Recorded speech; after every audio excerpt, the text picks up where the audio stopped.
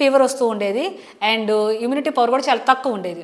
అలాంటి బాబు ఇప్పుడు ఏదైతే నేను హెల్దీ న్యూట్రిషన్ ఇవ్వబట్టి, హెల్దీ బ్రేక్ఫాస్ట్ ఇవ్వబట్టి తను చాలా హెల్దీగా ఉన్నాడు, హైట్ కూడా పెరిగాడు, ఎనర్జీ లెవెల్స్ కూడా చాలా బాగున్నాయి.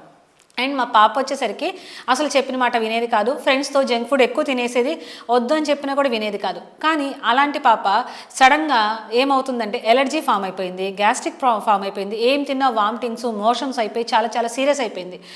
ఎంత చెప్పినా వినకుండా తను ఓన్లీ తీసుకున్న ఫుడ్ వల్ల అలా అయిపోయింది. ఎన్ని హాస్పిటల్స్ తిరిగినా కూడా ఎలర్జీ తగ్గట్లేదు అండ్ వామిటింగ్స్ కానీ, మోషన్స్ కానీ, గ్యాస్ట్రిక్ కానీ తగ్గట్లేదు. సో పాపకి డైలీ ఫీవర్ ఫుల్గా ఉండేది. అలా చాలా చాలా నేను భయపడుతూ ఉండేదాన్ని. అలా భయపడిపోయిన దాన్ని నేనే ఒక వెల్నెస్ కోచ్ని, నేను హెల్తీ కమ్యూనిటీలో ఉన్నాను, నా పాపను ఎందుకు హెల్తీగా మార్చుకోవాలని నేను మా పాపకి మంచి న్యూట్రిషన్ బ్రేక్ఫాస్ట్ ఇవ్వబట్టి తనకి ఆ రోజు ఏ రోజైతే నేను బ్రేక్ఫాస్ట్ ఇవ్వడం స్టార్ట్ చేశానో ఆ రోజు నుంచి ఎలర్జీ అనేది మళ్ళీ రాలేదు, గ్యాస్ట్రిక్ ప్రాబ్లం రాలేదు, తనకి ఏదైతే ఉందో వామిటింగ్స్ కానీ మోషన్స్ ప్రాబ్లం కూడా రిపీట్ అవ్వలేదు.